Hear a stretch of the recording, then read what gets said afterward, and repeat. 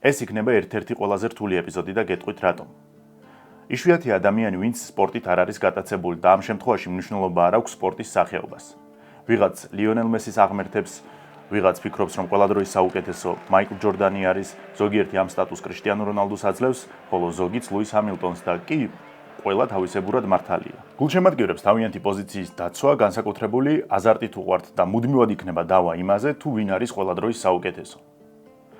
მე დღეს საქართველოში ნაკლებად პოპულარული სპორტის წარმომადგენელზე უნდა გესაუბროთ და არა მხოლოდ გესაუბროთ, არამედ დაგიმტკიცოთ ის, რომ თუ კი ვინმე იმსახურებს ყველა დროის დიდებული სპორტსმენის სტატუსს, ეს ადამიანი არის უდავო ფავორიტი. და თუ კი ამ ვიდეოს თქვენ ბოლომდე ნახავთ, სავარაუდოდ თქვენც ჩემაცს გაიზიარებთ. ამიტომ იქნება ეს ვიდეო რთული, იმიტომ რომ პოლიტიკური თემებისგან განსხვავებით, დღეს მე უნდა ვეცადო თქვენი დარწმუნება კონკრეტული მოსაზრების სასარგებლოდ. მუჰამედ ალის სიდიადის ერთ მარტივ და პრაქტიკულ მაგალითს მოგიყვანთ. 2022 წელს სპორტის ისტორიაში დიდი ზეიმი იყო. არგენტინის ნაკრები გახდა მსოფლიო ჩემპიონი და ლიონელ მესიმ სანატრელი ტიტულიც მოიპოვა. მიუხედავად იმისა, რომ მე მესის გულშემატკივარი არ ვარ, ჩემთვის, ზოგადად როგორც სპორტის გულშემატკივრისთვის, ძალიან სასიამოვნო და შთამაგონებელი იყო ის ფაქტი, რომ მესიმ საბოლოოდ ეს მაინც მოახერხა. დიდებული ისტორიის სამართლიანი და ლოგიკური გაგრძელება იყო. არგენტინა-საფრანგეთის ფინალი მსოფლიო სპორტის ისტორიაში ერთ-ერთი ყველაზე მაღალ რეიტინგული გახდა. მთელი სამყაროს მასშტაბით 1,5 მილიარდ ადამიანმა უყურა. უზარმაზარი რიცხვია, ხომ? 2016 წელს, როდესაც მუჰამედ ალი გარდაიცვალა, მის დაკრძალვის ცერემონიას 1 მილიარდი ადამიანი უყურებდა. ზოგ წყაროში უფრო მეტი რიცხვი წერია, მაგრამ მე სპეციალურად მოვიყვანე მინიმუმი, ანუ მინიმუმ სახელდება 1 მილიარდი ადამიანი. ერთადერთი ადამიანი, ვინც ამ მხრივ არის აღემატება, ეს პრინცესა დაიანაა. პრინცესა დაიანა გასაგებია, გავლენიანი სამეფო ოჯახის კიდევ უფრო გავლენიანი წევრი იყო და ტრაგიკული სიკვდილით დაასრულა სიცოცხლე. მაგრამ ალი უკვე დამოხუცებული, დასუსტებული, დაავადებული იყო და მისი გარდაცვალება პროგნოზირებადი და მოსალოდნელი იყო. როდესაც შენ 1 მილიარდი ადამიანი გაცილებს უკანასკნელ გზაზე, ეს იმას ნიშნავს, რომ ცხოვრებაში წარუშლელი კვალი დატოვე და შენი სახელი მეტია ვიდრე სპორტი. ბევრად დიდი ხარ ვიდრე სპორტი. ზოგადად რას ნიშნავს ყველა დროის ყველაზე დიდებული სპორტსმენი? თქვენ გონიათ მუჰამედ ალიზე ნიჭიერი მოკრივეები არ დაბადებულან? კი, რა თქმა უნდა, მაშინაც იყვნენ და დღესაც არიან. მაგალითად ოლექსანდრ უსიკი. ისიც ფენომენალური სპორტსმენია. მე საერთოდ ვფიქრობ, რომ ფლოიდ მეიუეზერზე ხარისხიანი კრივი არავის ქონია ისტორიაში. მაინც და მაინც საუკეთესოებზე რომ ვისაუბროთ, მე მაგალითად მეიუეზერს დავასახელებდი, თუმცა მხოლოდ წმინდა სპორტის და კრივის კუთხით. მაგრამ დიდებულებას განსაზღვრავს ის, რამდენად გავლენიანი ხარ სპორტის მიღმა და როგორ იყენებ მას. შეგიძლია თუ არა იდგე შენი ხალხის გვერდით მაშინ, როდესაც ყველაზე მეტად სჭირდები მათ. შეგიძლია თუ არა შენი კარიერა გაწირო იმისთვის, რომ შენი სიმართლე გაიტანო. შეგიძლია თუ არა საუკეთესო წლების და ტიტულების დათმობის ხარჯზე დაუპირისპირდე სახელმწიფოს და მაინც გაიმარჯვო. შენ საზოგადოებას ადგები მხოლოდ მოედანზე და რინგზე თუ მის მიღმაც ჩემპიონი ხარ. გეშინია ხმის ამოღების თუ პირველი ხარ, ვინც უსამართლობას არ ეგუება. ისევე ვნებით იბრძვი შენი დების და ძმების გამო, თუ კუდამოძუებული ხარ და პოლიტიკურ ქულებს დასდევ. აი ასეთი ადამიანი იყო მუჰამედ ალი. სულით ხორცამდე მეომარი, მორალით, კოდექსით, არსით და თავის იდეებით. მისი გატეხვა იყო შეუძლებელი. და მთელი ეპიზოდის განმავლობაში თქვენ ამაში დარწმუნდებით. სპორტის ისტორიაში არასდროს არავინ ყოფილა ისეთი ქარიზმატული, როგორც იყო ალი და სწორედ მან დაუდო ფუძე ისეთ მებრძოლებს, როგორიც არიან კონორ მაკგრეგორი, ტაისონ ფიური და თუნდაც ილია თოფურია. ეპატაჟურობა, ბრძოლის გაყიდვის ხელოვნება და პირადი იმიჯის ამაღლება. დღეს მუჰამედ ალიზე ვისაუბრებთ და მე ვეცდები გაგაცნოთ ის როგორც მოკრივე და როგორც პიროვნება. Ali's a giant. There's nowhere other fighters can match him. He'll die for this shit. He'll die. I'm not gonna die for this. Ali's a savage. He's an animal. He's a different breed of person. He's not like us. He is the greatest of all time, and he was the greatest of all time because of what he did outside of the ring. For me, he was a big inspiration. He was my idol. This was one of my dreams to meet him, but it will not happen. But what he did for in the ring, outside ring, nobody will reach halfway of what he did. ასეთი ტერმინი არსებობს მეცნიერებაში, პეპლის ეფექტი, რომელიც ნიშნავს იმას, რომ უმნიშვნელო გავლენასაც შეიძლება დიდი და არაპროგნოზირებადი შედეგები ჰქონდეს აბსოლუტურად სხვაგან და სხვა დროს. პეპლის ეფექტი შეეხო კასიუს კლეისაც და კი, მუჰამედ ალის ცხოვრების გარკვეულ ეტაპამდე ერქვა კასიუს კლეი და მოდით ჩვენს ეპიზოდის კონკრეტულ მონაკვეთამდე ასე მოვიხსენიოთ. 12 წლის ასაკში კასიუსი და მისი ძმა გაემართნენ ლუისვილის ყოველწლიურ ბაზრობაზე, სადაც ტკბილეულს უფასოდ არიგებდნენ. იმ პერიოდში მას საკმაოდ ძვირფასი ველოსიპედი ჰქონდა, რომელიც ღირდა $60. შეიძლება ახლა ვერ წარმოგვიდგენია $60 ველოსიპედისთვის ძვირი, მაგრამ წარმოიდგინეთ 40-50-იანებისთვის მეორადი მანქანა კარგ მდგომარეობაში ღირდა $600-700. ეს ველოსიპედები საშობაო საჩუქარი იყო ძმებისთვის და რეალურად ძალიან ძვირფასი საჩუქარიც. როდესაც ბიჭები გამოვიდნენ ბაზრობიდან, აღმოაჩინეს, რომ ვიღაცამ მათი ტრანსპორტი მოიპარა. ატირებული კასიუსი გაიქცა ჯო მარტინთან. მარტინი იყო პოლიციელი და პარალელურად კრივის მწვრთნელი და შესჩივლა, რომ ისეთი გამწარებული ვარ, მომაძებნინეთ ქურდი, რომ უნდა ვცემო. ჯომ შეხედა პატარა ბიჭს და უთხრა, ვინმე რომ სცემო, სულ მცირე ჩხუბი მაინც უნდა იცოდე. კასიუსის ველოსიპედი ვერასდროს ვერ იპოვეს, მაგრამ უცნობმა ქურდმა შექმნა მსოფლიოში ყველა დროის ყველაზე დიდებული სპორტსმენი. მართალია 1-2 ვარჯიშის მერე თავი დაანება კრივს, მაგრამ მერე ისევ დაბრუნდა და მთელი ცხოვრება სხვა არც არაფერი უკეთებია. იყო თუ არა თავიდანვე გამორჩეული? არა. ჯო მარტინი იხსენებდა, რომ მის ხელში 1000-ზე მეტმა ბავშვმა გაიარა და კასიუსი სადღაც შუაში იყო. არავიზე ნაკლები, მაგრამ არც დიდად გამორჩეული. სამაგიეროდ იყო ფანატიკურად შრომის მოყვარე და კრივზე შესვლიდან 1 წლის შემდეგ შეუიარაღებელი თვალითაც ჩანდა, რომ ბიჭს სერიოზული ტალანტი ჰქონდა და ყველაზე მთავარი, არ იხევდა უკან. ძალიან თავხედი, გაბედული და თავნება იყო. როგორც არ უნდა გეცემა სპარინგზე, შანსი არ იყო, რომ წაგება ეღიარებინა ან ვინმესი შეშინებოდა. ამ მომენტიდან კასიუსი რობოტივით იწყებს ჩახუას, რომ ის გახდება ყველა დროის დიდებული ჩემპიონი. სახლში, სამეგობროში, სკოლაში, დარბაზში 24 საათი ყველას თავს იმით აბეზრებდა, რომ ეუბნებოდა, აი ნახეთ თუ არა, მე გავხდები ყველაზე საუკეთესო ჩემპიონი. ვიღაცას გაიცნობდა, ტვინს წაუღებდა, დაიმახსოვრე ჩემი სახე, დაიმახსოვრე ჩემი სახელი და გვარი, იმიტომ რომ სულ მალე მე გავხდები საუკეთესო და ყველა დროის დიდებული ჩემპიონი. მეგობრებო, იმისათვის რომ ჩვენ ეპოქის კონტექსტი კარგად ვიცოდეთ, უნდა ვისაუბროთ იმ პერიოდის ამერიკაზე ორიოდე სიტყვით. კასიუს კლეი დაიბადა 1942 წელს კენტუკის ქალაქ შტატ ლუისვილში. ეს ის პერიოდია, როდესაც რასობრივი უთანასწორობა და შავკანიანების სამოქალაქო უფლებები მაქსიმალურად შეზღუდულია. ლუისვილი სხვა ქალაქებთან შედარებით არ იყო მაინც და მაინც სასტიკი სეგრეგაციით გამორჩეული და ისევ სხვებთან შედარებით ნორმალურად ცხოვრება შეიძლებოდა.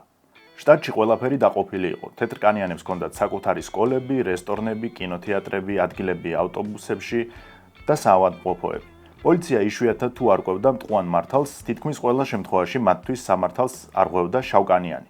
არ ერიდებოდნენ ასევე ლინჩის წესით გასამართლებას და იყო შემთხვევები, როცა მაგალითად შავკანიანი ბავშვი მოუკლავს თეთრკანიანს და სასამართლოს თეთრკანიანი გაუმართლებია. ასეთი ამბავი მოხდა, 14 წლის შავკანიანი ემეტტილი გამოელაპარაკა გამყიდველ ქალს, ამ ქალის ქმარმა ეს დიალოგი სხვანაირად მიიღო, მან და მისმა ძმამ მოიტაცეს ეს ბავშვი, თავში ტყვია დაახალეს და მდინარეში გადააგდეს და მიუხედავად ამისა, სასამართლომ მაინც ეს კაცი გაამართლა. ამ ამბავმა პატარა კასიუსზე დიდი გავლენა იქონია. როგორც მოგვიანებით თვითონ იხსენებდა, ბავშვობაში ბავშვური ცნობის მოყვარეობით დედას ეკითხებოდა. რატომ ხდება ისე, რომ როცა ეკლესიაში მივდივართ, ყველა თეთრია. იესო თეთრია, სხვა წმინდანები თეთრები არიან, ანგელოზები თეთრები არიან. ტარზანიც კი, რომელიც ჯუნგლების მეფე იყო აფრიკაში და რომელმაც ცხოველების ენა ისწავლა, თეთრია.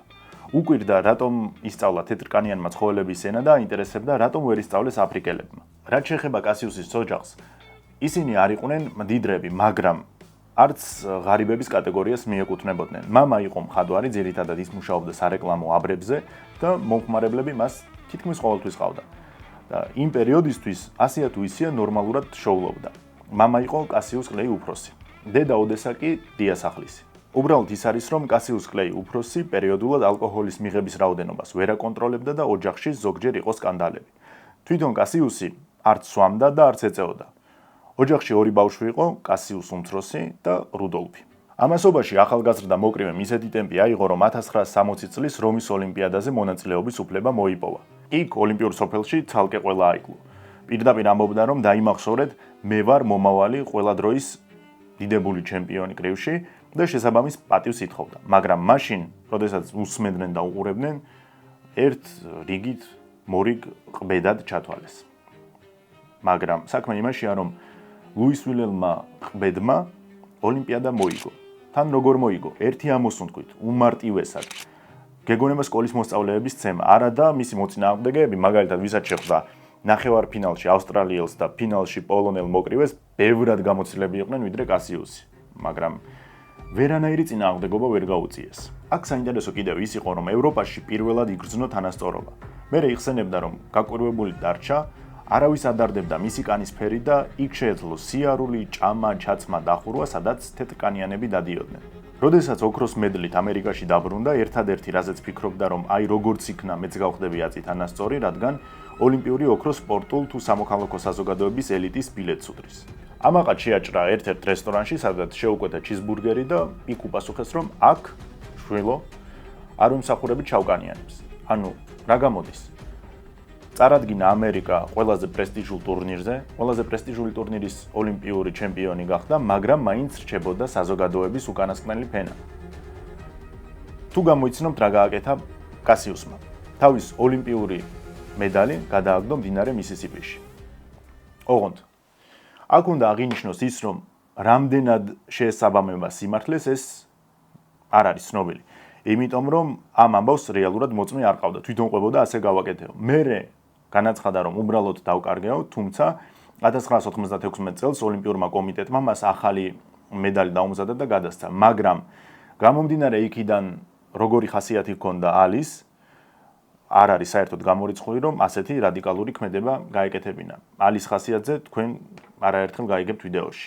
სამოყვარულო კრივის შემდეგ ის გადადის პროფესიონალებში და უმიზნებს მსოფლიო ჩემპიონობას. როგორ იპოვა მან ანჟელო დანდი, ლეგენდარული მწვრთნელი, რომელიც შემდეგში მთელი კარიერის განმავლობაში მასთან იყო. ეს საინტერესო ამბავი არის. კასიუს კლეის ბავშვობიდან ჰქონდა საკუთარი თავის და შესაძლებლობების რაღაც არანორმალური ფანატიკური რწმენა. და როცა შენი თავის ასე გჯერა, მერე სხვებსაც მარტივად აჯერებ. დანდი ყვება, რომ და გაითვალისწინეთ, ეს ამბავი მოხდა ოლიმპიადამდე 2 წლით ადრე. დანდი და მისი ერთ-ერთი მოკრივე ვილი პასტრანო იმყოფებოდნენ ლუისვილში, შერატონში, როდესაც ნომერში მყოფმა ტელეფონმა დარეკა და იხსენებს, რომ ვიღაც ყეყეთში თავხედი ბავშვი იყო, რომელიც მეუბნებოდა, რომ აი მე მოვიგე შტატის ჩემპიონატი, მე მოვიგე პრესტიჟული ოქროს ხელთათმანების ტურნირი და 2 წელიწადში გავემგზავრები ოლიმპიადას და გავხდები ოლიმპიური ჩემპიონი და მინდა რომ თქვენ მავარჯიშოთ. დანდი იხსენებს, რომ ყურმილს მიაფარა ხელი და პასტრანოს უთხრა, რომ ვილი ვიღაც ფსიქოპატი რეკავს და ჩვენთან უნდა გასაუბრებაო. და ვილი უთხრა, რომ ტელევიზორში ისეთ სისულელეს усმენდა, რომ ამაზე აბსურდულს მაინც ვერაფერს მოისმენდა, ამიტომ ამოსულიყვნენ ნომერში და ესაუბრათ.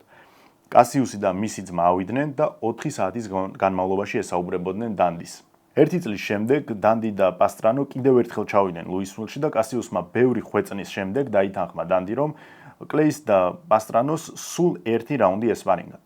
პასტრანო იყო შემდგარი მძიმე წონოსანი მოკრივე, კასიუსი კი იყო 17 წლის, რომელიც ფიზიკური მონაცემებით დიდად ჩამორჩებოდა ვილის. მაგრამ როგორც დანდი თქვა, მაშინ ის ერთადერთი რაუნდი ძალიან დამაჯერებლად მოიგო კასიუსმა. მოკლედ დაიწყო პროფესიონალური კარიერა და პირველი სერიოზული ბრძოლა ჩაენიშნა სონი ბანქსის წინააღმდეგ. სონი დიდი არაფერი მოკრივე იყო, მაგრამ აქამდე ვისაც კასიუსი შეხვედრია, მათ ყველა სჯობდა. თან რა არის, რომ მთელი თვე კასიუსი იძახდა, რომ სონი ბანკს მეოთხე რაუნდში დავანოკაუტებ. ხალხმა ჩათვალა, რომ ეს უბრალოდ ვიღაც ყბედი ავანტიურისტია და შეიძლება გონებრივად ცოტა ჩამორჩენილიც კი, ამიტომ სერიოზულად არ აღიქვამდნენ. მაგრამ მერე გააცნობიერა კასიუსმა, რომ პუბლიკით მანიპულირებას დიდი ძალა აქვს. არ არის აუცილებელი ხალხი მოვიდეს შენ საგულშემატკივროდ. ისიც საკმარისია ხალხს თავი იმდენად მოაბეზრო, რომ ფული მხოლოდ იმის გამო გადაიხადონ, რომ ნახონ, აი ამ ყბედს ერთი სული მაქვს, როდის დაანოკაუტებენ და ამისთვის მზად ვარ გადავიხადო ფულიც. ასეთი თავდაჯერებული საუბარი კი ამ პროცესს ხელს უწყობდა. დადგა ბრძოლის დღე, დაიწყო შეხვედრა. გადავიდა კასიუსის შეტევაში, რამდენიმე წარმატებული შეტევა და უცებ ბანქსის უზუსტესი დარტყმის შემდეგ ის კარიერაში პირველად ნოკდაუნში აღმოჩნდა. საკმაოდ მძიმე დარტყმა გაუშვა, მაგრამ წამოდგომა მაინც მოახერხა. ის არა იმდენად შეშინებული, რამდენადაც დამცირებული და შერცხვენილი იყო. ანჟელო დანდი საერთოდ ფერი არ ედო. მაგრამ ერთადერთი რაც ამ ამბავში დადებითი იყო, თურმე ბიჭს გრძელი ენის გარდა ხასიათიც აქვს. მან შეძლო წამოდგომა, ძალები მოიკრიბა და ბრძოლა გააგრძელა და გამოიცანით რა მოხდა? მეოთხე რაუნდში კასიუს კლეიმ სონი ბანქსი გათიშა, ზუსტად ისე, როგორც იწინასწარმეტყველა. რა ხდიდა ზოგადად კასიუსს ასეთ უნიკალურად რინგზე? პირველ რიგში მისი სტილი და მძიმე წონისთვის არადამახასიათებელი სისწრაფე და მოქნილობა. ის მოძრაობდა არა როგორც 100 კილოგრამიანი მძიმე წონოსანი, ტლანქად და მოუქნელად, არამედ სუბუქად, აეროვნად, დახვეწილად. და როგორც არჩი მურმა თქვა, ის არა მხოლოდ სწრაფი ხელების პატრონი იყო, არამედ უსწრაფესად აზროვნებდა. სწრაფი ხელების რა გითხრათ, მაგრამ სწრაფ აზროვნებაში დაგეხმარებათ კეტოგენჯის ერთ-ერთი გამორჩეული პროდუქტი Brain Optimizer-ი, რომელიც აუმჯობესებს გონების მუშაობას, ფოკუსირების უნარს, დიდი მასალის ათვისებას ამარტივებს, ამიტომ მე პირადად განსაკუთრებულად ურჩევ სტუდენტებს და ზოგადად იმ ადამიანებს, ვისაც დიდი ინფორმაციის მიღება და დამუშავება უწევს ყოველდღიურ რეჟიმში. შესაძენად შეგიძლიათ მიბრძანდეთ ვაჟა-ფშაველას 12-ში, ან გამოიწეროთ პირდაპირ საიტიდან. რომ დაუბრუნდეთ კასიუს კლეის, შეუძლებელი იყო წაგეკითხა მისი მოქმედებები. ელვისებურად გაყრიდა კომბინაციებს, თავს ხრუდ არ იცავდა, იყო არაპროგნოზირებადი და სამაგიეროდ თვითონ მარტივად კითხულობდა მოწინააღმდეგეებს. კასიუსის სტილს რთულად თუ მოერგებოდი, სად გინდა შენ ნახო ისეთი სპარინგ პარტნიორი, როგორიც არის მასავით სწრაფი, მოქნილი და ჭკვიანი. 30-35 წლის შემდეგ, როდესაც საბჭოური და კუბური სკოლები წამოვიდა, კი მოკრივეებმა შეიძინეს ასეთი მოქნილობა, მაგრამ ისევ და ისევ 99%-ის შემთხვევაში საუბარი არის მსუბუქ წონაზე. დღეს მაგალითად ოლექსანდრ უსიკი გამოირჩევა მსგავსი მოქნილობით, მაგრამ ისიც კი არ არის სინამდვილეში ნატურალური მძიმე წონოსანი. იმის თქმა მინდა, რომ თუ ღმერთმა და ბუნებამ არ დაგაჯილდოვა, ასეთი სტილი არც გამომუშავებადი არის და ვერც-ვერცად ისწავლე. სხვადასხვა მურზე რომ არ დამავიწყდეს, კასიუსმა ბრძოლამდე დაწერა, რომ მურს დაანოკაუტებდა მეოთხე რაუნდში, ხოლო სონი ლისტონს მერვეში. არჩი მური კასიუს კლეიმ მეოთხე რაუნდში დაასრულა. მოვიდა ის დღე, როცა კასიუსმა მიიღო მძიმე წონის ტიტულისთვის ბრძოლის შანსი. ეს იქნებოდა საოცარი მოვლენა. ოლიმპიური ჩემპიონი ახლა შეუტევდა კრივის ყველაზე ელიტარული წონის ჩემპიონობას. ვინ იყო მაშინ კრივის მძიმე წონის მეფე? კრივის და ზოგადად სპორტის ისტორიაში ერთ-ერთი ყველაზე იდუმალი ადამიანი სონი ლისტონი. ზუსტად არავინ იცის, როდის დაიბადა ლისტონი, რადგან ის 25 ბავშვიან ოჯახში 24 იყო. მთელი ოჯახი ბამბის პლანტაციაში მუშაობდა და ასეთ დროს ბავშვებს მუშახელის დანიშნულება უფრო ჰქონდათ. თუ კი იზარმაცებდა კრეფის დროს, მამამისი მატრახს ურტყამდა და ბავშვობის იარები სამუდამოდ დარჩა სხეულზე. როგორც კი ცოტა წამოიზარდა, სახლიდან გაიქცა. ამ ხეტიალის დროს აღმოაჩინა, რომ არანორმალური ფიზიკური ძალა ჰქონდა. 14 წლის ბიჭი მარტო ერეოდა 4-5 ზრდასრულ ადამიანს. მერე რამდენიმე წელი ციხეში გაატარა, სადაც კრივს დაეუფლა და როცა გათავისუფლდა, პროფესიულ დონეზე გააგრძელა. მას ჰქონდა არამიწიერი ფიზიკური ძალა, რომელიც ერთი დარტყმით უგონოდ თიშავდა მოწინააღმდეგეებს. ისეთ ზიანს იღებდნენ ოპონენტები, რომ არავის უნდოდა ლისტონთან ბრძოლა. მენეჯერები და ექიმები თავიანთ მოკრივეებს სერიოზულად აფრთხილებდნენ, რომ არ ურჩევდნენ ლისტონთან რინგის გაყოფას, რადგან ეს შეიძლება ფატალურად დასრულებულიყო. ლისტონმა ჩემპიონის ტიტული ასევე ოლიმპიურ ჩემპიონთან ფლოიდ პატერსონთან ბრძოლაში მოიპოვა. თან ნახეთ როგორ მთელი ცხოვრება, ჯერ ბავშვობაში და მერე უკვე ზრდასრულობაში სონის მუდმივად აბულინგებდნენ. ჯერ მედია, რომელიც ამბობდა, რომ მას აქვს კრიმინალური კავშირები მაფიასთან და ასევე კანისფერის გამოც არაერთხელ ყოფილა კრიტიკის ობიექტი. და ისე მიდიოდა საქმე, რომ ის პატერსონთან ბრძოლას ვერასდროს ვერ ეღირსებოდა. ყველა წინააღმდეგი იყო. მედია, პოლიტიკოსები, სხვადასხვა კრიმინალური დაჯგუფებებიც კი, რომელიც მაშინ კრივში აქტიურად იყვნენ ჩართულები, პატერსონის გუნდი, მათ შორის კასდამატო, რომელიც იყო მისი მწვრთნელი და ასე შემდეგ. და კი ფაქტობრივად კარიერას ისე დაასრულებდა სონი, რომ ტიტულს ვერ მოიგებდა. მაგრამ რა არის იცით, რომ ძველი თაობის მოკრივეები პირველ რიგში იყვნენ ნამდვილი ვაჟკაცები. თვითონ ფლოიდ პატერსონმა თქვა, რომ ლისტონმა ობიექტურად დაიმსახურა, რომ მე მივცემ მას შანსი იბრძოლოს ჩემს ტიტულზე. კი, შეიძლება მე ის არ მომწონს, შეიძლება არ არის პოპულარული სპორტსმენი, მაგრამ ამ კაცმა ნამდვილად ყველა დაამარცხა და ეკუთვნის, დამსახურებული არის ეკუთვნის ტიტულზე ბრძოლა. შეხვდნენ პატერსონი და ლისტონი ერთმანეთს და დიდებული ჩემპიონი ლისტონმა პირველივე რაუნდში დაამარცხა. შემდეგ რევანში გაიმართა და იქაც პირველივე რაუნდში მოუგო. ამიტომ ახლა წარმოიდგინეთ, ერთი მხრივ არის 22 წლის ყბედი, ზოგისთვის ჯამბაზი და არასერიოზული კასიუს კლეი და მეორე მხრივ სონი ლისტონი, რომლის ელემენტარული მზერაც კი საშიშია. თავიდან კლეის მენეჯმენტს არ სურდა ლისტონთან ბრძოლის ორგანიზება, თვლიდნენ, რომ კასიუსი ჯერ მზად არ იყო, მაგრამ სპორტსმენმა საბოლოოდ მაინც დაითანხმა. როგორც მოსალოდნელი იყო, კასიუსი თავის სტილში ამბობდა, რომ ლისტონს უმარტივესად დაამარცხებდა და ეს იქნებოდა მის კარიერაში ერთ-ერთი ყველაზე მარტივი ბრძოლა, თან რაღაცნაირი ნიჭი ჰქონდა გარითმის და გაილექსებოდა ხოლმე. If you like to lose your money, be a fool and bet on Sonny. Clay comes out to meet Liston, and Liston starts to retreat. If Liston goes back in his father, he'll end up in the ringside seat. Clay swings with his left. Clay swings with his right. Look at young Cassius carry the fight. Ladies and gentlemen, this is Cassius Marcellus Clay. He's young, he's handsome. They know it. He's a poet, a prophet, and many people believe he'll be the next heavyweight champion of the world. Cassius, can I ask you how you're feeling now at this point of your I'm training? feeling great. I'm ready to go to war right now. Well, when you say you're ready to go to war right If I now, see that barrel in the street, I'll beat him before the fight. you'd actually take him on before the fight? Beat him like I'm his daddy. I saw Sonny Liston a few days ago, Cassius. Ain't he ugly? He's too ugly to be the world's champ. The world's champ should be pretty like me. I'll never lose a fight. It's impossible. Tell him. It's impossible. Never lost a fight in your life. I'm too fast. Champion from I'm the the crib. king. King Born of the the champ. Born a champ from the crib. თავის თავს უწოდებდა ჯერ წინასწარმეტყველს, შემდეგ პოეტს და ბოლოს უკვე მოკრივეს. ეს ყველაფერი პუბლიკაზე დადებითად მოქმედებდა, იმიტომ რომ სულ უფრო და უფრო მეტი ადამიანი ინტერესდებოდა მისი. ლისტონთან როგორც კი ბრძოლა ჩაენიშნა, ახლა უკვე სონის არ აძლევდა მოსვენებას. გიჟივით იქცეოდა მართლა არაადეკვატურად. მაგალითად რა გააკეთა? მისი გუნდის ავტობუსით ღამე გვიან მიადგა ლისტონის სახლს და რუპორში ყვიროდა, რომ აუცილებლად დაამარცხებდა სონის. მერე კიდევ მანამდე იყო ასეთი ინციდენტი, რომ ლისტონი კაზინოში თამაშობდა, იქ მიუვარდა, აუტეხა სკანდალი, რის შემდეგაც როგორც ამბობენ, ლისტონს მოუწია იარაღის ცეცხლსასროლი იარაღის გამოყენება.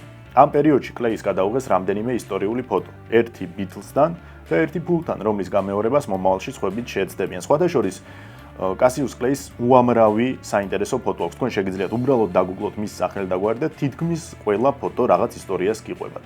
რა თქმა უნდა, კრევის გულშემატკივრებსაც არ სჯეროდათ კლეის გამარჯვების. წარმოიდგინეთ, ფსონებს უმეტესობა დებდა ლისტონის გამარჯვებაზე და სხვაობა იმდენად დიდი იყო, რომ 10-1-თან იყო შეფარდება. მერე დავიდა 7-1-თან და ბრძოლის კვირაში კიდევ ოდნავ შემცირდა, მაგრამ სხვაობას ხედავთ. ტელეწამყვანმა ჯერი ლუისმა კი კასიუსს უთხრა, რომ დიდი ყბედი და შოუმენია. I think you're a big bag of wind. Let me tell you where საპასუხოდ კლეი მშვიდად ეუბნებოდა, რომ ის იყო ყველა დროის ყველაზე დიდებული მოკრივე. მე-20 საუკუნის ყველაზე დიდ სენსაციას მოახდენდა და არავის დაედო სონი ლისტონზე, რადგან ფულს დაკარგავდნენ. მისივე პროგნოზის მიხედვით, მერვე რაუნდში სონის დაამარცხებდა, ხოლო მისი კრიტიკოსები საბოლოოდ მოკეტავდნენ. 1964 წლის 25 თებერვალს გაიმართა ლისტონისა და კასიუს კლეის ისტორიული ბრძოლა. მეშვიდე რაუნდის დაწყების წინ ლისტონმა ბრძოლის გაგრძელებაზე უარი თქვა. კასიუსმა ის ბავშვიცემას ფაქტობრივად საერთოდ ვერაფერი დაუპირისპირა ლისტონმა ახალგაზრდა მებრძოლს.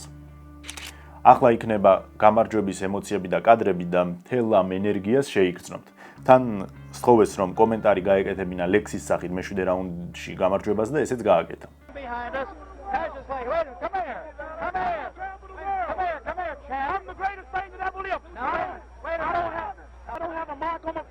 And I upset Sonny Liston, and I just turned 22 years old. I must be the greatest. I told the world, I talk to God every day. If God's with me, can't nobody be against me. I shook up the world. Give us that poetry on number 7. He wanted to go to heaven, so I took him in 7. You took him in 7. I am the king of the world. Hold it. I'm pretty. I shook up the world. I shook up the world. I shook up the world. Wait a minute. You must listen to me. ეშინოდა თუ არა კლეის ლისტონის? კი, ეშინოდა. აწონვების დროს, როცა ლისტონის პირისპირ აღმოჩნდა და შემდეგ პროტოკოლის მიხედვით ექიმმა წნევა გაუზომა, გულის ცემა 120-ზე ჰქონდა და ეს წესებით დაუშვებელი იყო. 1 საათი მისცეს დასამშვიდებლად და მოგვიანებით გაზომვის შემდეგ სასიცოცხლო მაჩვენებელი ნორმაში იყო. ამაში არის მთელი ხიბლი. ეშინოდა, მაგრამ შიშის მიღმა მზად იყო, თუნდაც მომკვდარ იყო, მაგრამ გაემარჯვა. ბრძოლიდან გადის რამდენიმე კვირა და კასიუს კლეი აცხადებს, რომ ამიერიდან მას ასი აღარავინ დაუძახოს. ამიერიდან მის სახელი არის მუჰამედ ალი და თან ძველ სახელზე საკმაოდ დიდი აგრესია გაუჩნდა. რანაირად მოხდა ასეთი გარდასახვა, ხო? სად კასიუს კლეი, სად მუჰამედ ალი. სონი ლისტონთან ბრძოლის შემდეგ კასიუსი გამოჩნდა მალკოლმ იქსთან ერთად. რამაც გამოიწვია უზარმაზარი შოკი მედიაში, სპორტში, პოლიტიკაში, სამართალდამცავებშიც კი. რა უნდა ალის მალკოლმ იქსთან? მალკოლმ იქსი იყო ორგანიზაცია ისლამური ნაციის ერთ-ერთი ლიდერი და მქადაგებელი. ამ ორგანიზაციასთან უამრავი კითხვა არსებობს. აი, ელემენტარული, ჯერ ნახეთ როგორ შეიქმნა. ის 1933 წელს შექმნა უოლეს ფარდ მუჰამედმა, რომელიც როგორც ახლა მე და თქვენ არ ვიცით, საიდან მოვიდა და სად წავიდა, ისე არ იცოდნენ მაშინაც. FBI ფიქრობს, რომ ის იყო ერთი ჩვეულებრივი აფერისტი, უბრალოდ მან 4 წელიწადში 25,000 მიმდევარი გაიჩინა, შეაგროვა ფული და გაქრა. იმის მერე ეს კაცი არავის არ უნახავს. ორგანიზაციის ლიდერი გახდა ელაიჯა მუჰამედი, რომელიც ამბობდა, რომ ფარდი იყო ალაჰი, რომელიც დედამიწაზე ჩამოვიდა 4 ივლისს ამერიკის დამოუკიდებლობის დღეს. ორგანიზაციაში იღებდნენ მხოლოდ შავკანიან შიიტებს, სხვას არავის. მალკოლმ მიქსი, რომელიც ყოფილი კრიმინალი იყო, ასევე ამ ორგანიზაციაში გაწევრიანდა და სრულად გარდაისახა. ის დაახლოვდა კასიუსთან და ახლო მეგობრები გახდნენ. მალკოლმი და ელაიჯა თავიანთ ქადაგებებში საუბრობდნენ, რომ საუკუნეების განმავლობაში თეთრი ადამიანი შავ რასას ჩაგრავდა. მაგალითად, აფრიკაში თეთრებს ისტორიაში არნახული ტრაგედიები აქვს ჩადენილი და არასდროს არავის არ მოუნანიებია. ორივე ქადაგებელი საუბრობდა, რომ შავკანიანებმა უნდა მოიპოვონ თავისუფლება და თავდაჯერებულობა. უნდა ჩაიცვან პრესტიჟულად, იყვნენ განათლებულები, შეეროდეთ სამართლის და შეეძლოთ ხმის ამოღება უსამართლობაზე. ახლა ამ ყველაფერს თქვენ შეხედეთ კასიუსის თვალით. ადამიანი, რომელიც გახდა ოლიმპიური ჩემპიონი, რომელიც გახდა კრივში ყველაზე ელიტარული წონის ჩემპიონი, რომელიც ყველა შესაძლო ტურნირზე წარმოადგენდა თავის ქვეყანას, მაინც ვერ მოიპოვა სათანადო დაფასება. მაინც არავის სჭირდებოდა და თავს გრძნობდა უსარგებლოდ. ბუნებრივია, ისლამური ნაციის იდეები მას მოეწონა და რაღაცნაირად თავშესაფარი დაინახა ამ ორგანიზაციაში. აქ კიდევ ერთხელ განმეორდები, მეგობრებო, რომ ისლამური ნაცია ეს არ არის რელიგია. ეს არის რელიგიური ორგანიზაცია, რომელსაც აბსოლუტურად სხვა ხედვები ჰქონდა უშუალოდ ისლამთან დაკავშირებითაც კი. მალკოლმი სთხოვდა ელაიჯას, რომ კასიუსი ორგანიზაციაში მიეღოთ, მაგრამ უარს იღებდა. თუმცა როცა ჩემპიონი გახდა, ელაიჯამ დაუყოვნებლივ მიიღო და სახელი მუჰამედ ალი ძღვენად მიართვა. აქ მოხდა ერთი საინტერესო ამბავი. ჯერ ერთი ელაიჯას გულწრფელობაში მალკოლმმა ეჭვი შეიტანა, რადგან ის ყოველთვის ამბობდა, რომ თავი შეიკავეთ კასიუსთან ურთიერთობითო. მაგრამ მერე როცა დიდი ვარსკვლავი გახდა, აზრი უცებ შეიცვალა. მერე მეორე. იქსი წავიდა სამოგზაუროდ მექაში და იქ აღმოაჩინა, რომ თურმე ისლამი ყველას რელიგიაა და არა ისე, როგორც ელაიჯა ამბობს, მხოლოდ ჩავკანიანების. მალკოლმმა დაინახა, რომ თეთრკანიანები ამერიკის გარეთ ჩვეულებრივი ადამიანები არიან, რომლებიც არ მოგკლავენ კანისფერის გამო და საერთოდ ამოუყირავდა მსოფლმხედველობა. ბოლოს სუნიტი გახდა და ამერიკაში დაბრუნდა. როცა ამ ყველაფერზე ხმამაღლა საუბარი დაიწყო, მას ელაიჯა გადაემტერა და ახლა ალის მოუწოდებდნენ, რომ მასთან აღარ იმეგობრო. იყო თუ არა მალკოლმი მართალი. ამას ჩვენ ვერ განსაზღვროთ, მაგრამ შემიძლია ყურადღება გაგიმახვილოთ ასეთ ფაქტებზე. მომავალში გაირკვა, რომ ელაიჯა, როდესაც შემოწირულობიდან ფულს იღებდა, თურმე ევროპაში და სხვადასხვა კონტინენტებზე ყიდულობდა უძრავ ქონებას. ასევე გაირკვა, რომ მას ყავდა შვილები არასრულწლოვანი გოგოებისგან.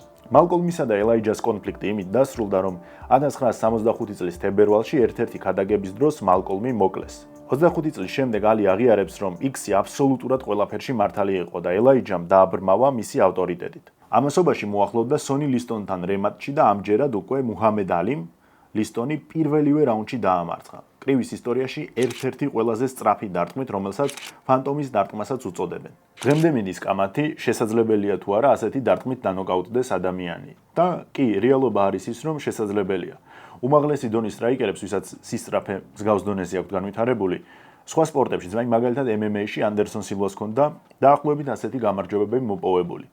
ამიტომ კი, სავსებით შესაძლებელი არის, რომ მუჰამედ ალი ყოველგვარი მოსყიდვების და მსგავსი მანიპულაციების გარეშე შეძლო სონი ლისტონის ასეთ სტილში დანოკაუტება. უბრალოდ ეს მოხდა ძალიან სწრაფად, იმ დონეზე სწრაფად, რომ პუბლიკას გაგება ცოტა გაუჭირდა. გადის წლები, ახლა უკვე მუჰამედ ალი არის უდაოდ ნომერ პირველი მოკრივე, მის გულშემატკივრებს ის საერთოდ ზეკაცი გონიათ თავის წინასწარმეტყველების ნიჭის გამო, თვითონ საუბრით და თავის ქებითაც ამ იმიჯს ამყარებს და ერთგვარი მითიური პერსონაჟი ხდება. რინგზე ხომ საერთოდ ხელშეუხებელია, წარმოუდგენელია, ვინ უნდა დაამარცხოს. მიუხედავად იმისა, რომ ჰქონდა რთული ბრძოლებიც, თლიანობაში აბსოლუტურად სხვა დონეზეა. პარალელურად სულ უფრო და უფრო აქტიურად იცავს შავკანიანების უფლებებს.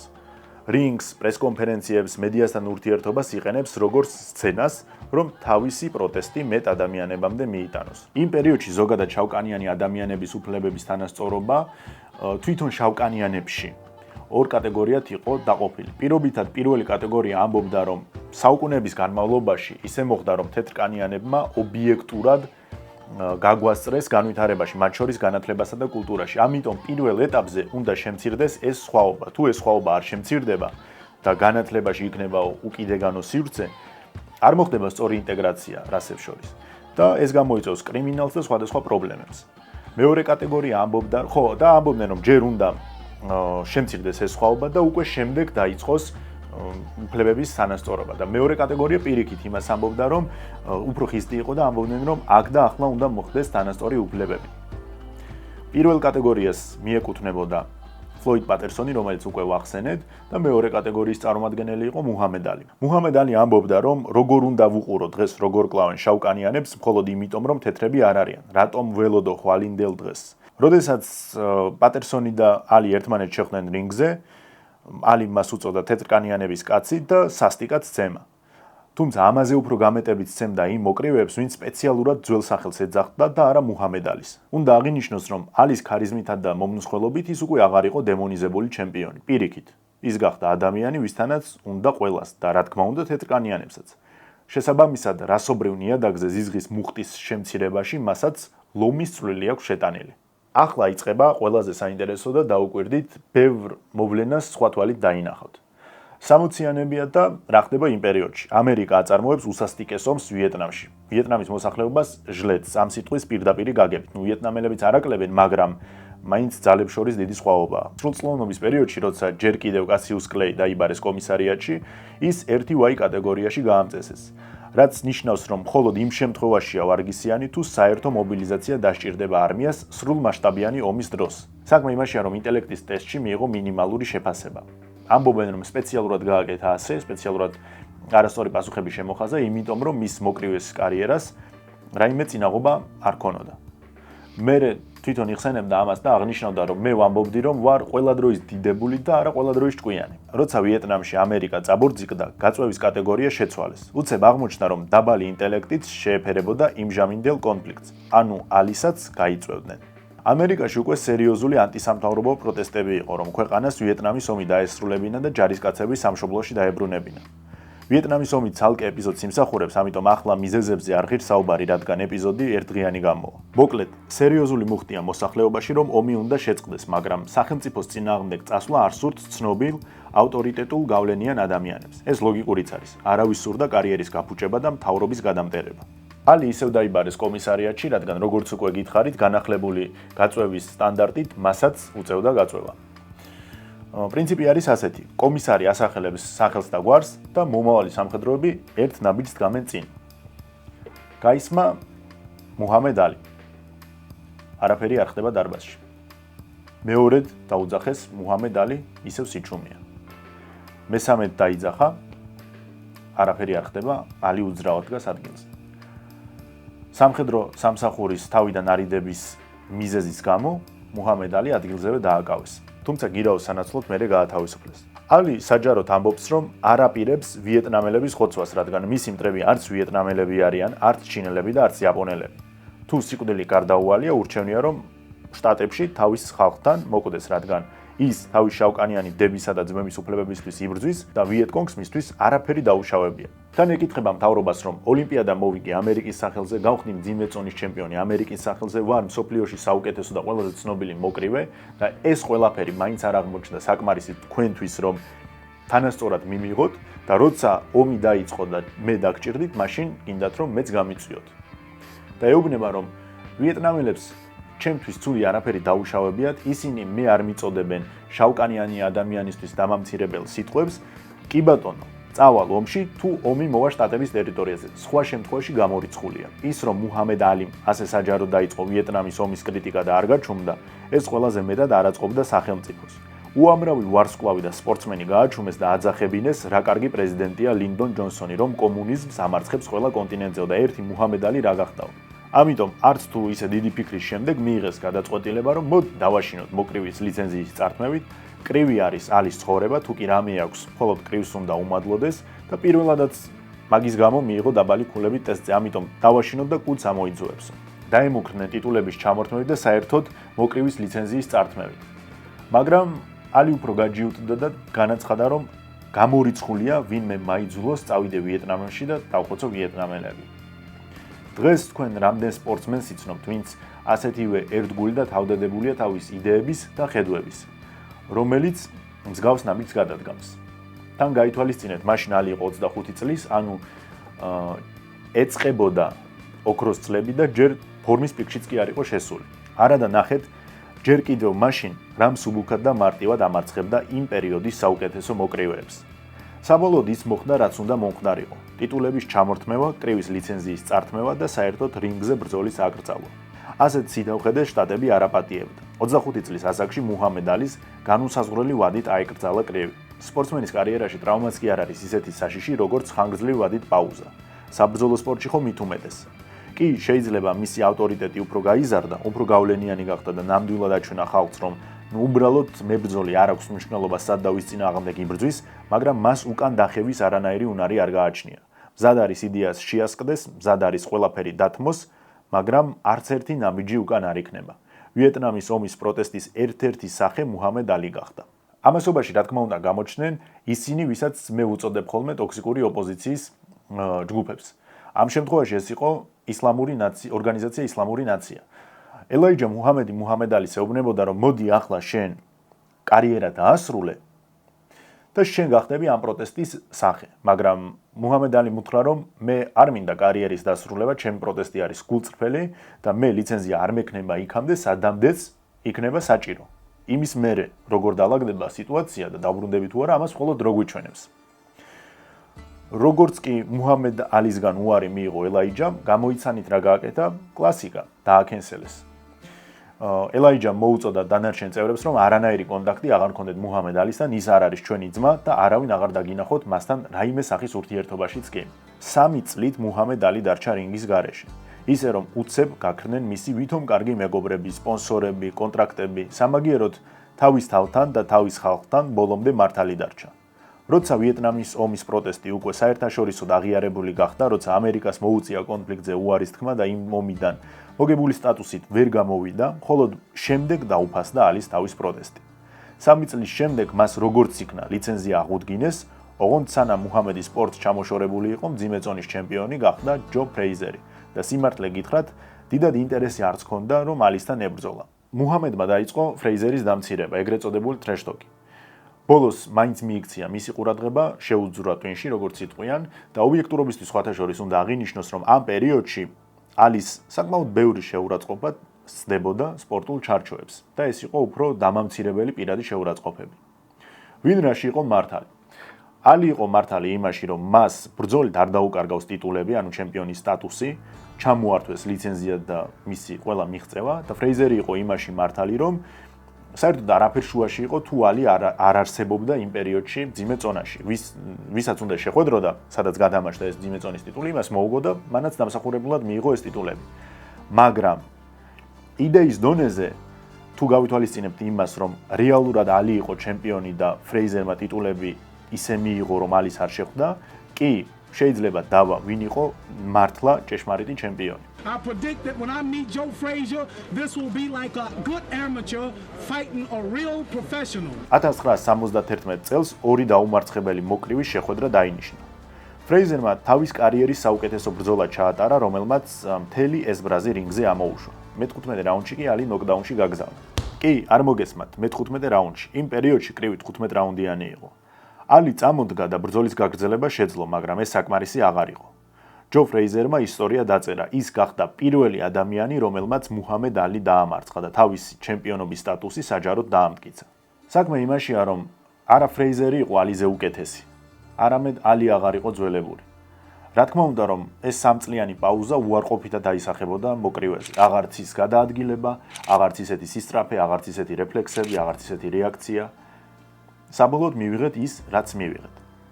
სხვათა შორის მაიკ ტაისონს ჰქონდა ფრეიზერის მსგავსი სტილი, მაგრამ უფრო სწრაფი იყო და უფრო ძლიერი. შეიძლება ისეთი ამტანი არა, როგორც ფრეიზერი, მაგრამ სწრაფი და ძლიერი ნამდვილად იყო.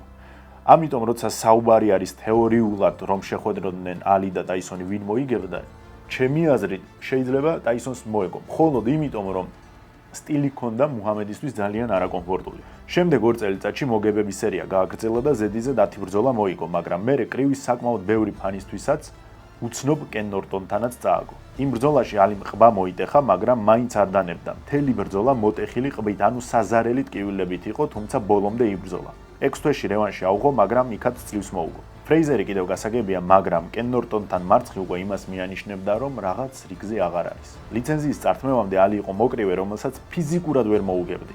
ახლა კი 2 წელიწადში 2 ბრძოლა წააგო. როგორც კი კენ ნორტონი რევანში დაამარცხა, დაიწყო მზადება ჯო ფრეიზერთან რემატჩისთვის. მაგრამ ძიმე წონაში გამოჩნდა საერთოდ ახალი თაობის მოკრივე. ჯორჯ ფორმენი, რომელსაც ჰქონდა არაადამიანური ფიზიკური მონაცემები. რამდენად არაადამიანური იკითხავთ?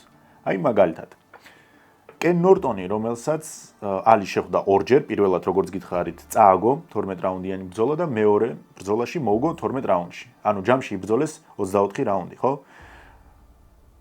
ჯორჯ ფორმენმა ის დაამარცხა 2 რაუნდში. ჯო ფრეიზერი, რომელმაც მოუგო ალის, ჯორჯ ფორმენმა ის დაამარცხა 2 რაუნდში. უშანსოდ გაანადგურა.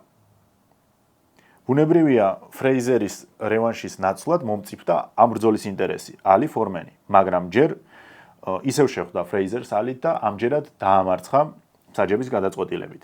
არავის არ სურდა ამ ბრძოლის ჩატარება, არც ალის გუნდს, არც მედიას, იმიტომ რომ საუბარი იყო ადამიანის ჯანმრთელობაზე და ადამიანის სიცოცხლეზე. ფორმენისა და ალის შეხვედრა 1971 წელს ზაირში ჩაინიშნა. ზაირი არის დღევანდელი კონგოს რესპუბლიკა. ისტორიული შეხვედრა სტადიონზე იმართებოდა. ტრადიციულად მუჰამედი ბრძოლამდე ამბობდა, რომ აუცილებლად დაამარცხებდა ფორმენს და იცოდა, რომ მის გუნდშიც კი არ შეეროდათ მისი. ალი ამბობდა, რომ შეიძლება ისევე ძლიერად არ ურტყამს, როგორც ფორმენი, მაგრამ ის უფრო სწრაფი, ტექნიკური და მრავალფეროვანი იყო, რაშიც არ ცრუობდა. It's befitting that I go out of boxing like I came in, meeting a big, strong bully that knocks everybody out, that everybody's afraid of. And I shook the world and I got Liston. Now it's 10 years since Sunday Liston. I'm meeting another big, bad, strong monster. He's a bully. He's slow. He has no skill, no footwork. He's awkward. And I have been given him a name. And he shall be known as officially as the Mummy. The Mummy.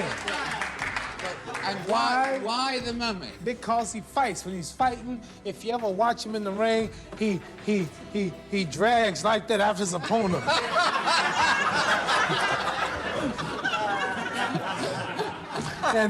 and how's the Mummy gonna catch me? He's a bull. I'm the matador. He's meeting his master, his teacher, his idol. Look better than I did 10 years ago. Right. Don't talk that stuff out my legs ago. ზაირში მუჰამედი დარბოდა თავის გულშემატკივრებთან ერთად, რომლებიც ალი ბუმაიეს სკანდირებდნენ, რაც ნიშნავს ალი მოკალი ის. თან აქ იმას დავამატებ, რომ ხშირად ალი დარბოდა სამხედრო მძიმე ბათინგით, რაც მის ფეხების სიმტკიცეზე დადებითად მოქმედებდა. ბრძოლის წინ ალის გუნდში იყო სიჩუმე. ყველას ეშინოდა. ეშინოდათ, იმიტომ რომ იყო ამის მიზეზები. ფორმენი იყო გიგანტი, რომელმაც ყველა ის მებრძოლი, რომელმაც ალი ფაქტობრივად ძლივს დაამარცხა, ამან დათიშა ერთო რაუნდში. ამიტომ თვითონ ალის მოუწია მერე თავის გუნდის შეგულიანება და უთხრა, რომ რისი გეშინიათ კი, მაგრამ ის არის ჩვეულებრივი ადამიანი და ეს არის ერთი ჩვეულებრივი ბრძოლა. მე არ მეშინია მისი და თქვენც ნუ გეშინიათ. მე მეშინია მხოლოდ ღმერთის და თვითმფრინავით ფრენის, სხვა არაფრის. მე გეტყვით სინამდვილეში რა დონეზე ეშინოდა ალის გუნდს. ჰერბერტ მუჰამედმა ეს იყო ელაიჯა მუჰამედის შვილი. სხვათა შორის ჰერბერტ და ალი შერიგდნენ. იმ ამბების მერე მაინც შერიგდნენ და ელაიჯა მუჰამედის შვილმა, ანუ ამ ჰერბერტმა შეძლო ამ ბრძოლის სასპონსორო ფულის შეგროვება.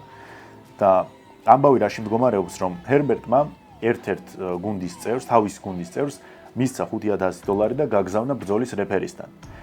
ეს ხდებოდა ბრძოლის წინადღეს და შესთავაზეს რეფერის ეს $5,000 იმის ანაცვლოდ, რომ თუ კი ბრძოლა დაიწყება და ფორმენი გადავა შეტევაში და რეფერი დაატყობს, რომ ალის ჯანმრთელობისთვის ეს შეიძლება დასრულდეს კატასტროფულად, მალევე გაეჩერებინა შეხვედრა. უცნობი არის რეფერიმ აიღო თუ არა ის $5,000, ერთადერთი რაც ცნობილი არის, ეს კაცი $5,000 აღარ დაბრუნდა. ბრძოლამდე მთელი გუნდი გატყდა და მორალურად დანებდნენ. ერთადერთი კაცი, ვინც ალისავით მაღალ ტალღაზე იყო, ეს იყო ბონდინი ბრაუნი, რომელიც ფხიზელი არ იყო და ცოტა გიჟიც იყო. თუ ნახავთ 2001 წლის ფილმს ალის, იქ ჯეიმი ფოქსმა კარგად ითამაშა მისი როლი. ძალიან სასაცილო ტიპი იყო, რომლის ლოგიკა არავის ესმოდა. სამაგიეროდ იყო სერიოზული მოტივატორი. He hit harder than George. His reach was longer than George. He's a better boxer than George. And I'm better now than I was when you saw that 22-year-old undeveloped kid running from Sunday Liston. I'm experienced now, professional. Jaw's been broke, been lost, knocked down a couple times. I'm bad. I done something new for this fight. I done wrestled with an alligator. That's right. I have wrestled with an alligator. I done tussled with a whale. I done handcuffed lightning, throw thunder in jail. Only last week, I murdered a rock, injured a stone, hospitalized a brick. I'm so mean, I make medicine sick. Man, dude. Yeah, fast. Last night, I cut the light off in my bedroom, hit the switch, was in the bed before the room was dark. Incredible. Fast. Incredible. And you, George Foreman, all of you chumps are gonna bow when I whoop him. All of you. I know you got him. I know you got him picked. But the man's in trouble. I'm gonna show you how great I am. იმ დღეს სტადიონზე მივიდა 60,000 ადამიანი. თან ამერიკის აუდიტორიისთვის კომფორტული რომ ყოფილიყო, ზაირის დროით დილის 4-ზე დაიწყო ბრძოლა. ამერიკაში პირდაპირ ეთერში არაჩვენებდნენ ბრძოლებს, მხოლოდ ბარებში ან კინოთეატრებში და ჯამში ამერიკაში 50 მილიონმა ადამიანმა უყურა, როცა მთელი მოსახლეობა იყო 213 მილიონი. 1974 წლის 30 ოქტომბერს 20 მაისის სტადიონზე დაიწყო ალი ფორმენის შეხვედრა. პირველ რაუნდში ალი სწრაფად გადავიდა შეტევაში, მაგრამ მეორე რაუნდიდან მოყოლებული ის მუშაობდა მეორე ნომრად. რაში მდგომარეობდა მისი ტაქტიკა? ეყუდებოდა ბაგირს და დაცვაში იდგა, იღებდა ფორმენის დარტყმას, ანუ მიზანი იყო რომ ახალგაზრდა ჩემპიონი დაღლილიყო. თან აკეზებდა, უყვიროდა რომ სულ ეს არის შენი დარტყმა, სულ ეს ხარ, ეს გაქვს სულ და ასე შემდეგ, რაც ფორმენს კიდევ უფრო აღიზიანებდა, არა და სინამდვილეში საკმაოდ მშვიდი ტიპი იყო ფორმენი. ამას მერე თვითონაც იხსენებდა. მერვე რაუნდში ფორმენს დაღლილობა დაეთყო. მაშინ როცა შედარებით ასაკში მყოფი, რეალურად არ იყო ალი მაშინ დიდი, 32 წლის იყო, უბრალოდ იმ პაუზამ გააფუჭა, ასე რომ ვთქვა. ხო და ალი იყო ბევრად უფრო შენახული. ამიტომ რამდენიმე წარმატებული შეტევის შემდეგ დამაგვირგვინებელი შეტევა აწარმოა. ფორმენი წაბარბაცდა და დააკვირდით, მე ვეცდები რომ აქ კადრები ჩავსო, არ ვიცი YouTube მომცემს ამის საშუალებას თუ არა, მაგრამ თუ არ მომცემთ, თქვენ თვითონ ნახეთ და დააკვირდით იმას, რომ როდესაც უკვე ფორმენი წაბარბაცდა, ალი შეეძლო იმ მომენტშიც დაემატებინა დარტყმა და კიდევ უფრო ბრუტალურად დანოკაუტდებოდა, მაგრამ ეს არ გააკეთა. არ გააკეთა იმიტომ, რომ არ გააფუჭა მომენტი და არ გააფუჭა ფორმენის ჯანმრთელობაც. ფორმენი დაეცა, წამოდგომა მოახერხა, მაგრამ გაგრძელების სურვილი აღარ ჰქონდა. მუჰამედ ალი გახდა გმირი ამერიკის, აზიის, აფრიკის და ევროპის კონტინენტზე. ჩემპიონის ტიტულებიც დაიბრუნა და ძველი დიდებაც. ფორმენი მალევე ამ ბრძოლიდან მოწყდა და ფსიქოლოგიური პრობლემები დაეწყო და კრივს თავი დაანება. ის მღვდელი გახდა. თუმცა 10 წლიანი პაუზის შემდეგ ისევ დაბრუნდა კრივში. ამაზე ბოლოსკენ მოგიყვებით.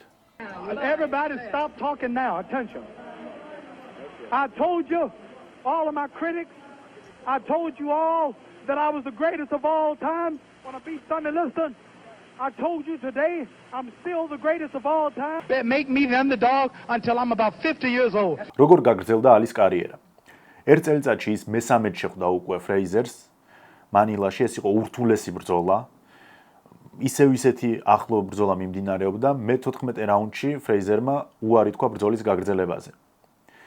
არადა რომ გაეგრძელებინა, მართლა არავინ იცის ის ბრძოლა როგორ დასრულდებოდა, მაგრამ ეს არის რაც არის. ალი უკვე ბრძოლებს არა ფიზიკური უპირატესობის ხარჯზე იგებდა, არამედ გამოცდილებით და უდრეკი ხასიათით. ზიანმაც იმატა, ის ისეთი რა თქმა უნდა ვეღარ იყო. რამდენიმე ძალიან მძიმე შეხვედრა ჩაატარა. კი ყველა მოიგო, მაგრამ სხვა ამდენ ზიანს ვერ აიტანდა. მაგალითად, ერნი შეივერსთან ძლივს გადარჩა.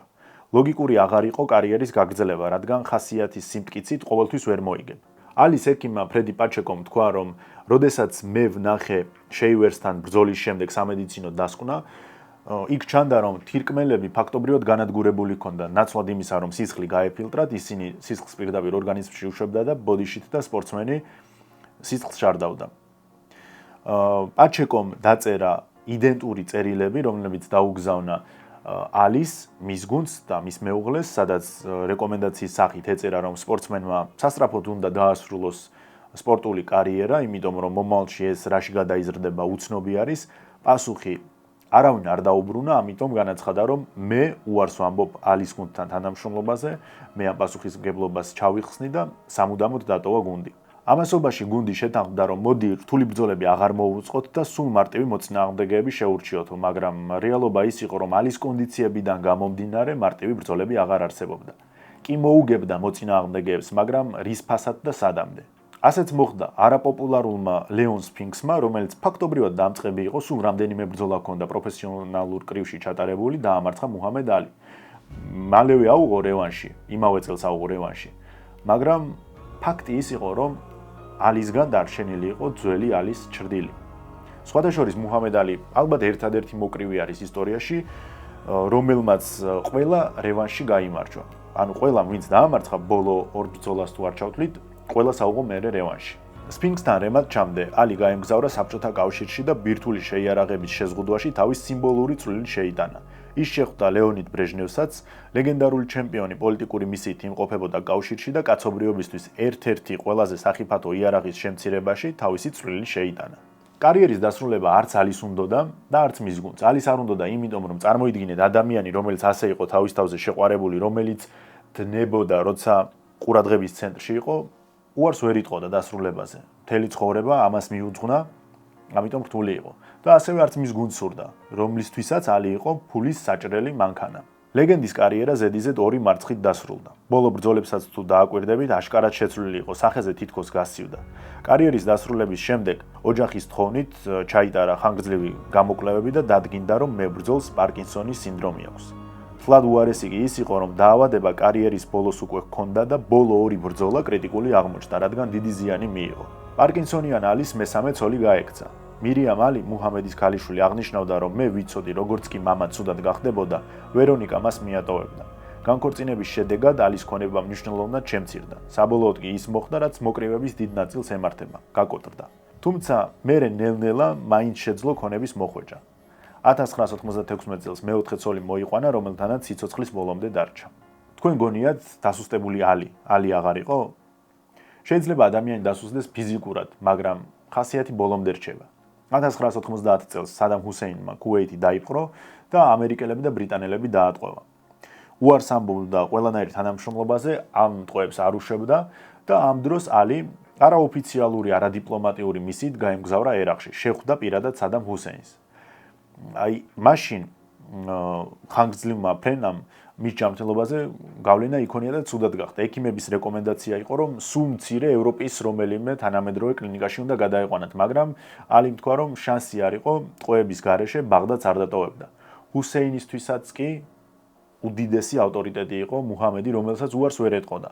ამიტომ 15 მძევალი გაათავისუფლა და ალის გაატანა. კუბაზე, როცა მედიკამენტების მარაგი იწურებოდა და კასტრო არც ერთ ამერიკელ პოლიტიკოსს არ აძლევდა ჩასვლის უფლებას, სწამლები მუჰამედ ალიმ ჩაიტანა.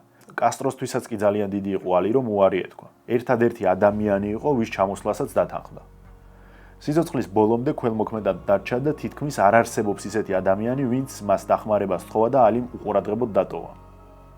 პირიქით, ოჯახის წევრები სულ ამაზე ეჩხუბებოდნენ, რომ ნამეტან ბევრ ფულს აძლევ, ვინც კი ასე მოვა კართან და გთხოვს, ყველას ეხმარებია. ასევე უნდა გაჩვენოთ ალის ბოლოს საჯარო ბრძოლა, რომელიც რინგზე არ იყო. როცა 50 წლის იუბილე აღნიშნა, იმის მერე უარი თქვა საჯაროდ გამოჩენაზე, რადგან თავისი მდგომარეობის ერიდებოდა და ეს გასაგებიც იყო. ასეთი ქარიზმატული კაშკაშა ვარსკვლავი ვერ ეგუებოდა ასეთ სისუსტეს. თუმცა ის მოულოდნელად გამოჩნდა 1996 წლის ოლიმპიადის გახსნაზე. ცეცხლის ანთების საფინალო აკორდში მან მიიღო მონაწილეობა. ეს იმდენად გასაიდუმლებული იყო, რომ ორგანიზატორებმა ბოლო მომენტამდე არ გაასაჯაროვეს. ცეცხლის ანთება მუჰამედს ძალიან გაუჭირდა. ჯერ ერთი რომ როგორც გითხარით, საიდუმლო იყო და რეპეტიციაც კი არ ქონდა გავლილი, თან ქარი ქროდა და ზოგჯერ დააკვირდით ცეცხლი ხელს უწვავდა. მიუხედავად იმისა, რომ ასეთი დასუსტებული იყო, მიუხედავად იმისა, რომ ცეცხლის ანთებაც უჭირდა და მიუხედავად იმისა, რომ ხელი ეწოდა, ხომ გახსოვთ, პირველ რიგში ის იყო მეომარი. ამ ოლიმპიადის გახსნას 3.5 მილიარდი ადამიანი უყურებდა და ალის ასეთ მდგომარეობაში დანახვამ გამოიწვია საყოველთაო თანაგრძნობა. ზუსტად მაშინ სიმბოლურად დაუბრუნეს ოქროს მედალიც. წეგან გითხარით, რომ ფორმენმა, როდესაც ალისთან დამარცხდა, დაეწყო დეპრესია და ფსიქოლოგიური პრობლემები, მან კიდევ ჩაატარა რამდენიმე ბრძოლა და მალევე დამარცხდა ჯიმი იანგთან და წავიდა კრივიდან. 10 წლის შემდეგ დაბრუნდა და დაბრუნებიდან კიდევ რო გავიდა პერიოდი 1994 წელს მან მაინც დაწერა ისტორია. 45 წლის ასაკში ის გახდა მძიმე წონის ჩემპიონი. ეს არის რეკორდი. მძიმე წონაში არავინ არც მანამდე და არც მას შემდეგ 45 წლის ასაკში ჩემპიონი არ გამხდარა. როდესაც ეს ამბავი ალიმ გაიგო, მე იხსენებდა, რომ მეორე დღეს დილით ადრე გავიღვიძე, მეც მომინდა იგივე მებრძნო. გადავწყვეტე სპორტში დაბრუნება, წარმოიდგინეთ უკვე როგორ დასუსტებული იქნებოდა იმ პერიოდში. ჩავიცვი სპორტული ფორმა, გავედი სარბენად, მაგრამ ისე ციოდა და ისე დამეზარა, დავფიქრდი, მე ხომ მაინც ყველა დროის დიდებული ვარო, წავედი სახლში და ისე ძილი გავაგრძელებდი. თქვენ შეიძლება აქ გაგიჩნდეთ კითხვა, როგორ მოახერხა ფორმენმა ის, რომ 10 წლიანი პაუზის შემდეგ დაბრუნდა, მერე გავიდა წლები და გახდა ჩემპიონი, როცა ალიზე 3 წლიანმა პაუზამაც უარყოფითი კვალი დატოვა. მეგობრებო, ნახეთ, საბრძოლო სპორტში ყველაფერი დამოკიდებული არის სტილზე. სტილი ეფუძნება ადამიანის ბუნებრივ და ფიზიკურ მახასიათებლებს. მაგალითად, ალის შემთხვევაში ეს იყო სისწრაფე რეაქცია დანარჩენ სხვა რაღაცებთან ერთად, ხოლო ფორმენის შემთხვევაში ეს იყო ამტანობა და უხეში ფიზიკური ძალა. სისწრაფე და რეაქცია, რაც დრო გადის, უფრო მალე წურავს თავის რესურსს და ფიზიკური ძალა დროს უფრო უძლებს. ამიტომ, მე სიმართლე გითხრათ, მიმაჩნია, რომ როდესაც როი ჯონსი იყო თავის ფორმის პიკში, არ არსებობდა მოკრივე, რომელიც მას დაამარცხებდა უახლოეს 2-3 წონით კატეგორიაში. ეს იყო ფიზიკურად გამორიცხული და შეუძლებელი. როი ჯონსის მსგავსი სისწრაფე ალბათ არც არსებობს. აჩვენებდა ადამიანს, რომ აპირებდა დარტყმას, მაინც ვერავინ ვერ იცავდა თავს. ასეთი იშვიათი ფენომენი იყო როი ჯონსი. მაგრამ წლებთან ერთად, როდესაც ეს სისწრაფე მიილია, შემდეგ წონით კატეგორიებში ხეტიალმა გამოიწვია ის, რომ ჯონსი აღარ იყო. კარიერის ბოლო წლებში კი გახდა ისეთი მოკრივეების მარტივი მსხვერპლი, როგორც არის დენის ლებედევი და ენცო მაკარინელი, რომლებსაც უბრალოდ ფორმის პიკში როცა იყო, ამათ მოუგებდა მხოლოდ მაშინ, როცა მას ეს სიამოვნებოდა. პირველ რაუნდში გინდა, მეორეში, მეხუთეში, მეათეში და ასე შემდეგ. ამის თქმა მინდოდა, რომ ალის შემთხვევაში მისი სტილი არ იძლეოდა იმის საშუალებას, რომ დიდი ხანი შეენარჩუნებინა საუკეთესო კონდიციებში თავის ფორმა. 2016 წელს მუჰამედ ალი გარდაიცვალა. მუჰამედ ალი წავიდა როგორც სამუდამო ჩემპიონი, როგორც ეპოქალური ფიგურა, ადამიანი, რომელმაც თავის საუკეთესო წლები სისტემასთან ბრძოლას შეალია. ადამიანი, რომელიც ღმერთმა დააჯილდოვა საოცარი ნიჭიერებით, არტისტულობით, უშრეთი ქარიზმით. როგორც უკვე გითხარით, ალიზე ნიჭიერი და უფრო სრულყოფილი მოკრივეებიც არსებობენ, მაგრამ ის ჩემპიონი იყო არა მხოლოდ რინგზე, არამედ მის მიღმაც. ზუსტად მისი სტილის გამო გახდა, როგორც უკვე გითხარით, კონორის, ილიას თუნდაც ტაისონ ფიურის ინსპირაცია და ყველა ასეთ მებრძოლს ნაწილობრივ მან გაუკვალა გზა. დაწერეთ კომენტარებში, როგორ მოგეწონათ მუჰამედ ალის ისტორია, ჩემთვის განსაკუთრებით საინტერესო იქნება იმ ადამიანების აზრის მოსმენა, ვინც არ იცნობდა აქამდე კრივს, არ იცნობდა მუჰამედ ალის ასე ახლოს და როგორი შთაბეჭდილებებით ხართ. მე კი დაგემშვიდობებით, თქვენ კი არ დაგავიწყდეთ არხის გამოწერა, ხოლო ვისაც სურვილი გექნებათ, შეგიძლიათ გახდეთ ფასიანი გამომწერი პატრეონზე. დროებით.